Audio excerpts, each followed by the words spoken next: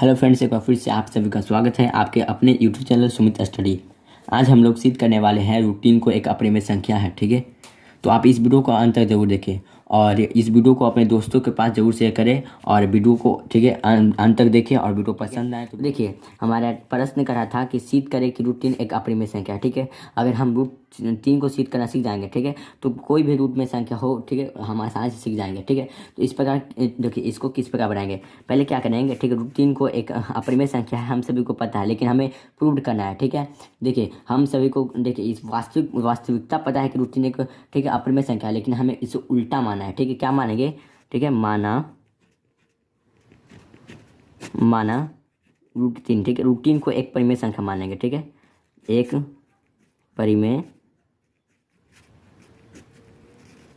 परिमेय संख्या है।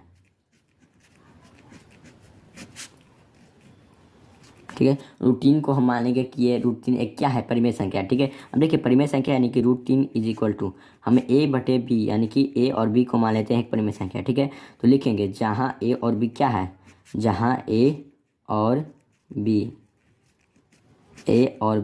एक सहवाची संख्या, एक सहअभाज्य संख्या है।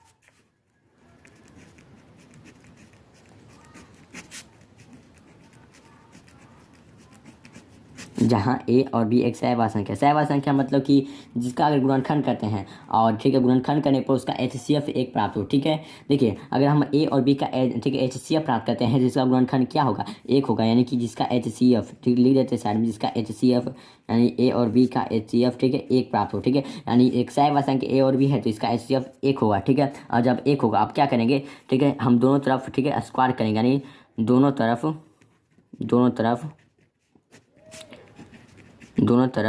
वर्ग करने पर अब दोनों तरफ हम वर्ग करेंगे। ठीक है, अब देखिए दोनों तरफ वर्ग करेंगे यानी कि रूट 3 का स्क्वायर इज इक्वल टू ठीक है a/b का स्क्वायर। अब देखिए रूट 3 का स्क्वायर करेंगे तो देखिए स्क्वायर से रूट खत्म हो जाएगा तो 3 बचेगा। ठीक है, अब देखिए a और b ठीक है, तो इसका स्क्वायर करेंगे तो a² / b² होगा।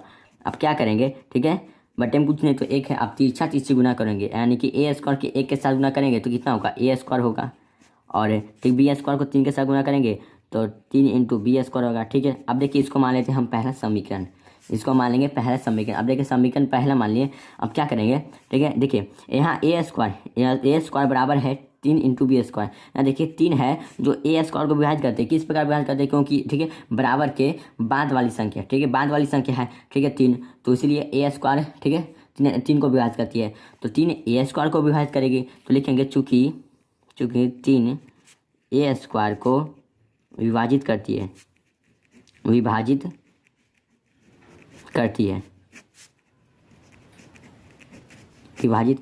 ठीक है, देखिए 3 a² को विभाजित करती है तो लिखेंगे इसीलिए, ठीक है, जब 3 a को विभाजित करती है a² को विभाजित करती है तो इसीलिए 3 a को भी विभाजित करेगी, ठीक है, a को भी विभाजित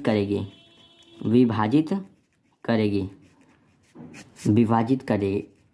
ठीक है, अब क्या करते हैं, इसको हम कथन पहला मान लेते हैं। ठीक है, अब कथन पहला मान लेते हैं, इसको कथन पहला मान लेते हैं। अब देखिए इसमें a का HCF कितना प्राप्त हुआ, 3 हुआ, विभाजित करती यानी कि ठीक है बांटती है, ठीक है भाग यानी कि इसका जो बराबर यानी जो हम भाग दिए हैं तो इसका जो हमारा भागफल आया 3 आया है। ठीक है, विभाजित करती है यानी कि a का मासा हमारे यहाँ 3 आया। ठीक है, अब इसको कथन पहला मान लेते हैं। अब क्या करेंगे, पुनः मानेंगे, ठीक है, क्या मानेंगे, a का मान मान लेते हैं हम 3 के, ठीक है 3 के मान लेते हैं।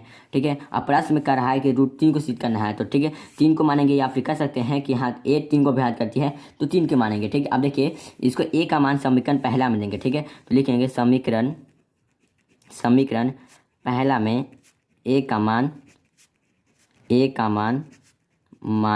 देने पर समीकरण पहला में a का मान देंगे, यानी कि समीकरण पहला है हमारा a² = 3 × b²। अब देखिए a² = 3 × b², एक a का मान कितना है 3 के, इसका स्क्वायर करेंगे = 3 × b²। ठीक है, अब देखिए 3 के का स्क्वायर कितना होगा, 3 का स्क्वायर 9 होगा, k का स्क्वायर k² होगा। ठीक है, और 3 × b², देखिए काटते हैं तो 3 × 9 कट जाता है।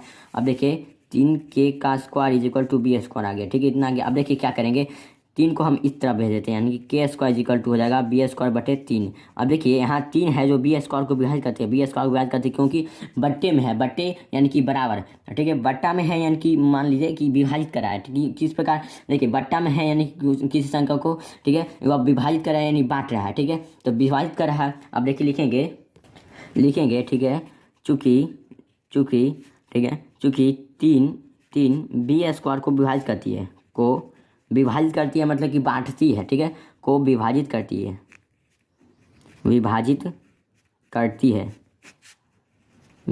करती है, तो इसीलिए क्या करेगी, इसीलिए 3 बी को भी विभाजित करेगी, बी को भी विभाजित करेगी,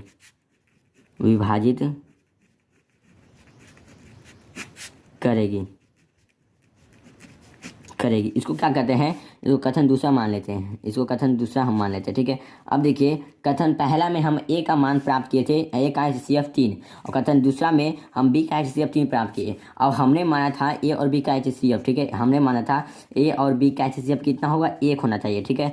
अब देखिए हम यहाँ प्राप्त हुआ 3, तो ये तो हम जो माने थे इसका उल्टा हो गया, यानी कि हमें माना था ये ए और बी एक सहवार संख्या है, लेकिन यहाँ एक सहवार संख्या नहीं है, तो लिखेंगे चूँकि, ठीक है, क्योंकि कथन पहला तथा दूसरा से ए और बी का HCF, ए बी का HCF 3 प्राप्त होता है, 3 प्राप्त होता है, जो कि विरोधाभास है, जो कि विरोधाभास है। देखिए विरोधाभास किस प्रकार, हमने माना था इसका HCF 1 होना चाहिए, लेकिन यहाँ 3 प्राप्त हुआ है, ठीक है, तो इसीलिए जो कि विरोधाभास है, इसलिए यह विरोधाभास है, ठीक है। हम लिखेंगे हमारा मानना गलत है, हमारा मानना गलत है। क्या गलत है, हमने माना था कि √3 एक परिमेय संख्या है, ठीक है, √3 एक परिमेय संख्या है,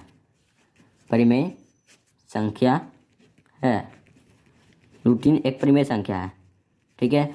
हमारा मानना गलत है कि √3 एक परिमेय संख्या, अतः √3 एक क्या है, एक अपरिमेय संख्या है, एक अपरिमेय संख्या है। यह हो गया हमारा प्रूव्ड, ठीक है, ये हो गया हमारा प्रूफ, ठीक है। तो इस प्रकार हमने, ठीक है, √3 को सीख लिए कि √3 एक अपरिमेय संख्या है, ठीक है, सिद्ध करना सीख गए हैं। इसी प्रकार आप सभी √5 पर यह तरीका आजमा सकते हैं, √2 पर, √7 पर, √11 पर, यानी जितने भी रूट के अंदर अपरिमेय संख्या है, यानी जो रूट से बाहर नहीं निकलता है, ठीक है, उस पर आप यह तरीका लगा करके बना सकते हैं, ठीक है, और अच्छी तरीके से आप सीख सकते हैं, ठीक है। अगर हमारा वीडियो अच्छा लगा तो इस वीडियो को लाइक करें, और हमारे चैनल पर नए हो तो इस चैनल को सब्सक्राइब जरूर करें। Thank you.